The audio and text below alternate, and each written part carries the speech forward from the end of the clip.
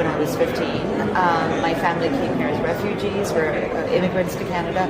I would say definitely the hard part of it is shouldered by my parents, right? But there's a whole bunch of things that are that Canada is incredible for, because you come to an environment where you can find people that speak your language, and there are other immigrants who've gone through it. But at the same time, when you come here, everything feels very unfamiliar. We know that with personal things, but even how do you do business? How do you sell?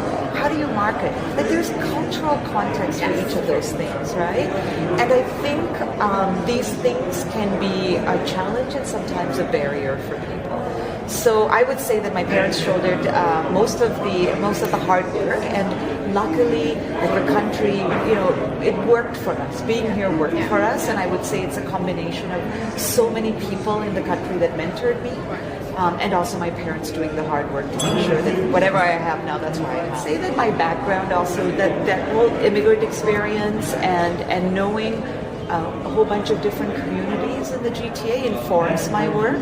My focus right now is mostly technology. I've also worked in current affairs, but I am a technology columnist for CBC Radio. So I do pieces about technology across the country. I host this podcast that I love that is on climate tech. And actually, it's bigger now. It's on technology solutions to solve the problems of the world.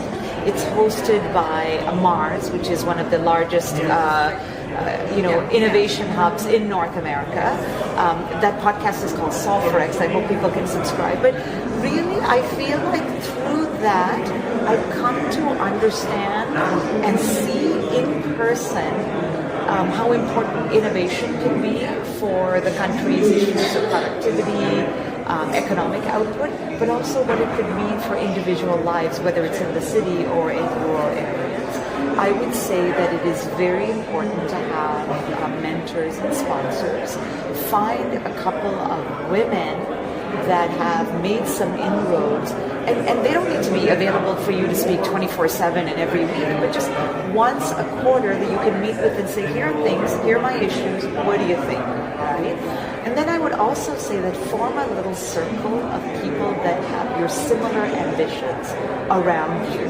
So other women that are maybe newcomers or immigrants, other maybe women of color that are also striving, so that then it's not like you're maybe just talking to your friends or your kids and they don't understand your journey. They're good people, they want you to succeed, but they're not on the path.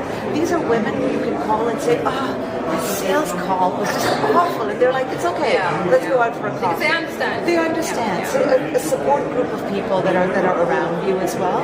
And I would say try to find a community that is within an organization. In your case, you have the Canada Startup Association. I work with an organization called Tamil Women Rising. There's other sort of groups out there, but find a community within organizations that are out there that have workshops and things like that, if you can find your own circle.